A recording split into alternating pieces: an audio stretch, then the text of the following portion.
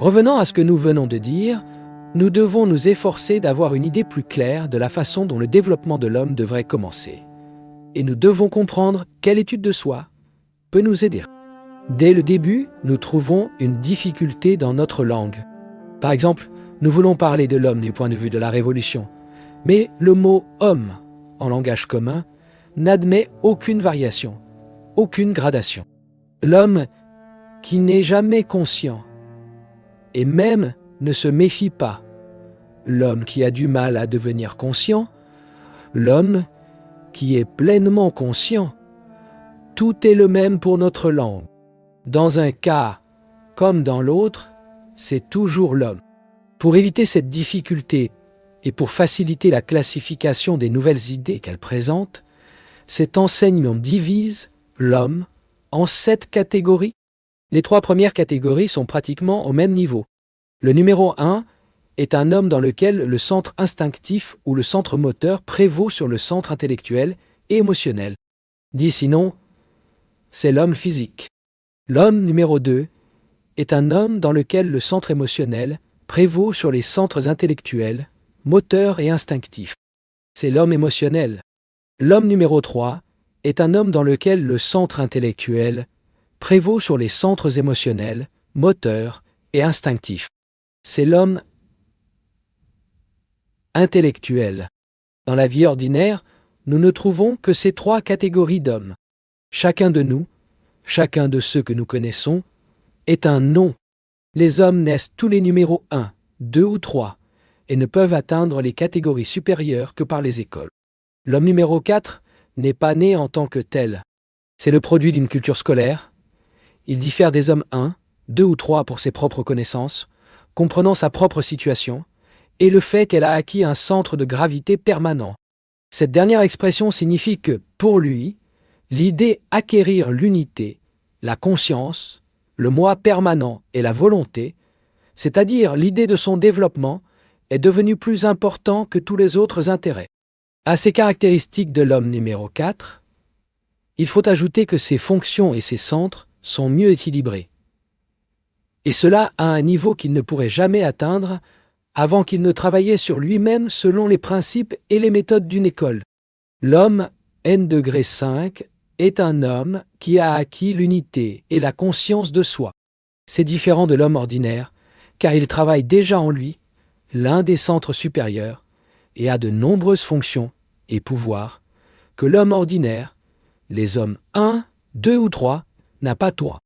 L'homme numéro 6 est un homme qui a acquis une conscience objective, un autre centre supérieur travaille sur lui.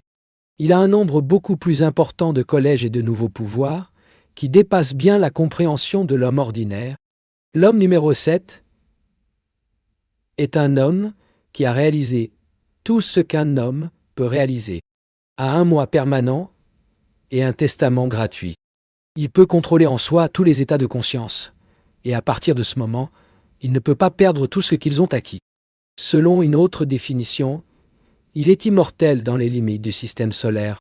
Il est très important de comprendre cette division de l'homme en 7 catégories, car elle trouve l'application dans toutes les formes d'études possibles de l'activité humaine. C'est, entre les mains de ceux qui le comprennent, un outil du plus solide, un instrument du subtilé, de définir des manifestations qui, sans elles, sont impossibles à définir. Prenez, par exemple, les concepts généraux de la religion, de l'art, de la science et de la philosophie.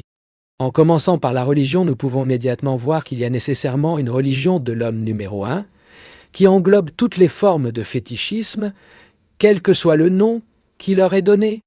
Une religion de l'homme numéro 2, c'est-à-dire une religion d'émotions, de sentiments, qui atteint parfois le fanatisme, même les formes d'intolérance les plus brutales, jusqu'à ce que persécution des hérétiques, et ainsi de suite. Une religion dans l'homme numéro 3, une religion théorique et scolaire, pleine d'artistes sur les mots, les formes, les rituels, qui sont plus importants que toute autre chose. Une religion de l'homme numéro 4, c'est-à-dire de l'homme qui travaille dans le développement de lui-même, une religion de l'homme 5, c'est-à-dire la religion d'un homme qui a atteint l'unité et peut voir et savoir beaucoup de choses que les hommes n'ont. 1, 2 ou 3 ne peuvent pas voir ou savoir. Et enfin, une religion de l'homme 6 et une religion de l'homme 7, sur laquelle nous ne pouvons pas ne rien savoir absolument. La même division applique l'art, la science et la philosophie. Il doit y avoir un art dans l'homme n degré 1, un art dans l'homme 2, un art dans l'homme 3, une science de l'homme 1, une science de l'homme 2 et une science dans l'homme 3, une science dans l'homme 3, ainsi de suite. Essayez de trouver des exemples par eux-mêmes. Cette expansion des concepts augmente considérablement nos possibilités de trouver des solutions équitables à bon nombre de nos problèmes.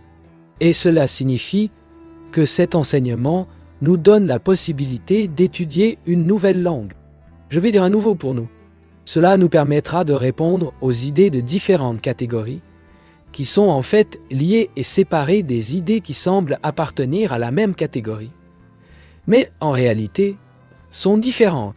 La division du mot « homme » en 7 dénominations, comme un n degré 1, 2, 3, 4, 5, 6 et 7, avec tout ce qui suit, est un exemple de cette nouvelle langue.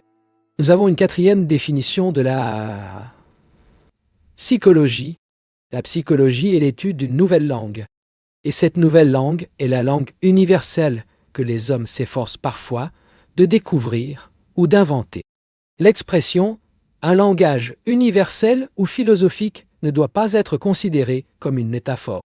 Cette langue est universelle, au même sens que les symboles mathématiques sont universels. De plus, il contient en soi toutes les interprétations que les hommes peuvent donner. Vous ne connaissez que quelques mots de cette langue, mais il leur donne déjà la possibilité de penser et de parler plus précisément qu'ils ne leur permettent d'être un langage commun, même s'ils utilisent une terminologie et des nomenclatures scientifiques ou philosophiques.